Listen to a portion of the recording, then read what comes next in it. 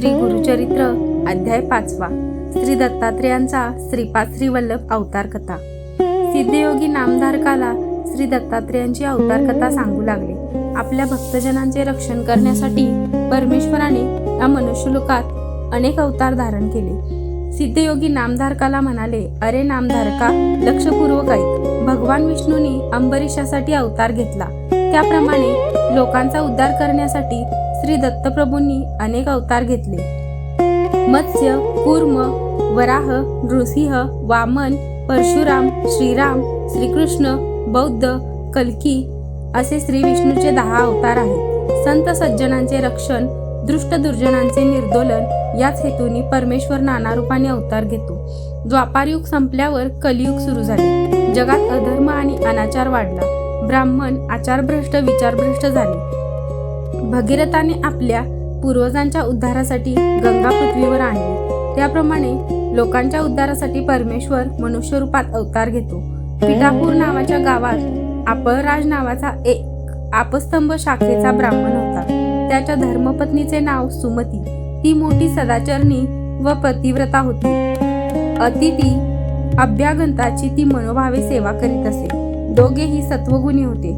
ती श्री विष्णूची आराधना उपासना करीत असे। एके दिवशी मध्यान्हकाळी श्री दत्तात्रेय अतिथी वेशात तिच्या घरी भिक्षेसाठी आले।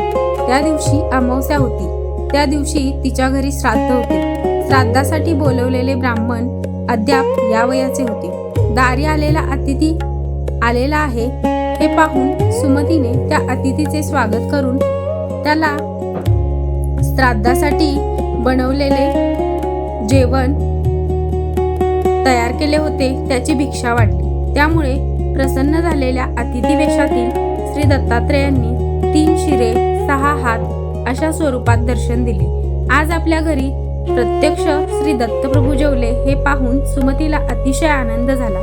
तिने श्री दत्तात्रेयांना साष्टांग नमस्कार घातला। प्रसन्न झालेले श्री दत्तात्रेय तिला म्हणाले, माग माते, जे इच्छिसी, जे जे वासना तुझे मन पावसी त्वरित म्हणत असे। माते, मी तुझ्यावर प्रसन्न झालो आहे। तुला जे हवे असेल ते माग।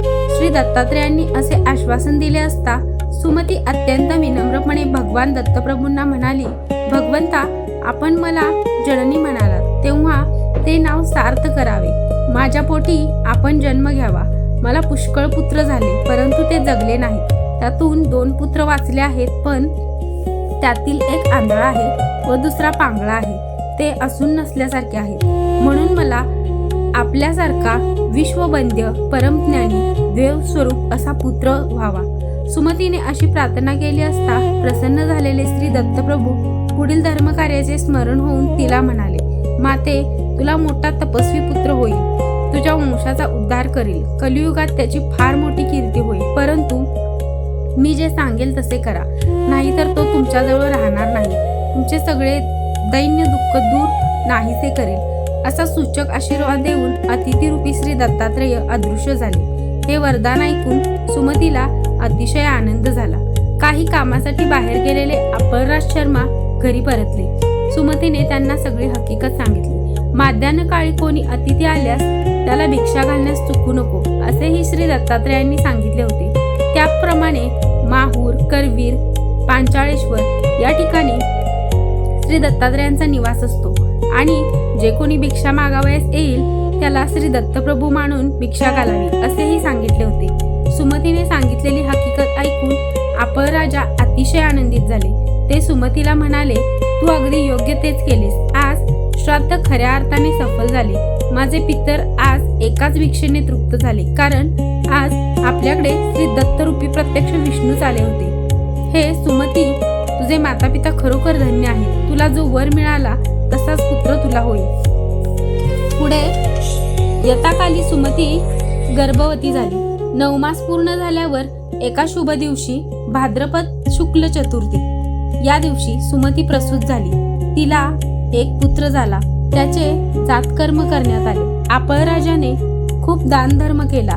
विद्वान ब्राह्मणांनी त्याची जन्मपत्रिका तयार करून त्याचे भविष्य वर्तवले। हा मुलगा दीक्षा करता जगद्गुरु होईल असे त्यांचे भविष्य सांगितले। भगवान दत्तात्रेयांनी वर दिल्याप्रमाणे हा मुलगा झाला हे ध्यानात घेऊन त्या नवजात बालकाचे नाव श्रीपाद असे ठेवले.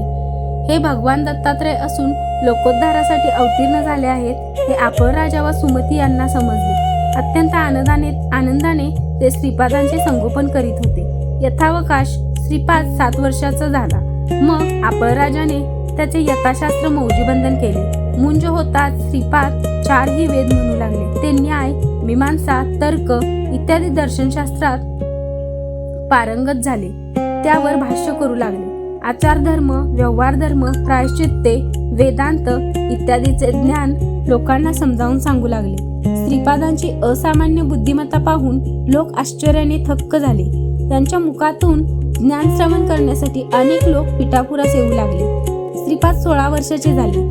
मातापित्यांनी श्रीपादांच्या विवाहाबद्दल चर्चा सुरू केली. त्यांनी श्रीपादांना विवाहाविषयी विचारले. त्यावेळी ते म्हणाले, मी विवाह करणार नाही. मी वैराग्य स्त्रीशी विवाह केला आहे. तापसी, ब्रह्मचारी, योगश्री हीच आमची पत्नी होय. माझे नावच श्रीवल्लभ आहे. मी आता तप करण्यासाठी हिमालयात जाणार आहे. हे ऐकून आईवडिलांना खूप वाईट वाटले. परंतु तुला ज्ञानीपुत्र होईल, तो सांगेल तसे वागा, हे श्री दत्तप्रभूंचे शब्द सुमतीला आठवले. या मुलाचा शब्द आपण मोडला तर काहीतरी विपरीत होईल. याला अडवून चालणार नाही असा विचार करून आई वडील त्यांना म्हणाले, बाळा, तू आमच्या म्हातारपणी आमचा सांभाळ करशील अशी आम्हाला आशा होती, पण आम्ही तुला अडवित नाही. आपल्याला पुत्र वियोग होणार या विचाराने सुमती दुःख करू लागली. तेव्हा श्रीपाद तिला समजावीत म्हणाले, तुम्ही कसलीही चिंता करू नका. तुम्हाला हवे असेल ते मिळेल. मग त्यांनी आपल्या आंधळ्या व पांगळ्या बंधूकडे अमृत दृष्टीने पाहिले आणि त्याच क्षणी परिस्पर्शाने लोखंडाचे सोने होते त्याप्रमाणे दोघा भावांना दिव्य देह प्राप्ती झाली. आंधळ्याला दृष्टी आली व पांगळ्याला पाय आले. त्या दोघांनी श्रीपादांच्या चरण कमलांवर डोके ठेवले. आम्ही आज कृतार्थ झालो, धन्य झालो असे ते म्हणाले. श्रीपादांनी त्यांच्या मस्तकावर वरदहस्त ठेवून आशीर्वाद दिला. तुम्हाला पुत्रपौत्रांसह सर्व प्रकारची सुख समृद्धी प्राप्त होईल. तुम्हाला दीर्घायुष्य प्राप्त होईल. तुम्ही चिरकाल सुखाने नांदाल. तुम्ही आईवडिलांची सेवा करा. तुम्ही परमज्ञानी व्हाल. शेवटी तुम्हाला मोक्ष प्राप्त होईल. मग ते आईवडिलांना म्हणाले, या दोन्ही मुलांच्या सहवासात राहून तुम्ही शतायुषी व्हाल. आता मला परवानगी द्या. मी उत्तर दिशेला जात आहे. अनेक साधूजनांना मी दीक्षा देणार आहे. सर्वजण श्रीपादांच्या पाया पडले. श्रीपाद श्रीवल्लभ घरातून बाहेर पडले. एकाएकी गुप्त झाले. ते गुप्तपणे काशी क्षेत्री निघून गेले. तेथून बद्रिकाश्रमात गेले. तेथे श्री नारायणांचे दर्शन घेऊन आपण लोकोद्धार करण्यासाठी भूलोकी अवतार घेतला आहे असे सांगून गोकर्ण क्षेत्रात आले. श्रोतेहो, सिद्धयोग्यांनी सांगितलेली कथा ऐकून आनंदित झालेल्या नामधारकाने सिद्धयोग्यांना काय विचारले व सिद्धयोग्यांनी काय सांगितले ती कथा पुढील अध्यायात ऐका. अशा रीतीने श्री गुरुचरित्रामृतातील श्री दत्तात्रयांचा श्रीपाद श्रीवल्लभ अवतार कथा नावाचा अध्याय 5वा समाप्त. श्री गुरु दत्तात्रेयापर्णमस्तु.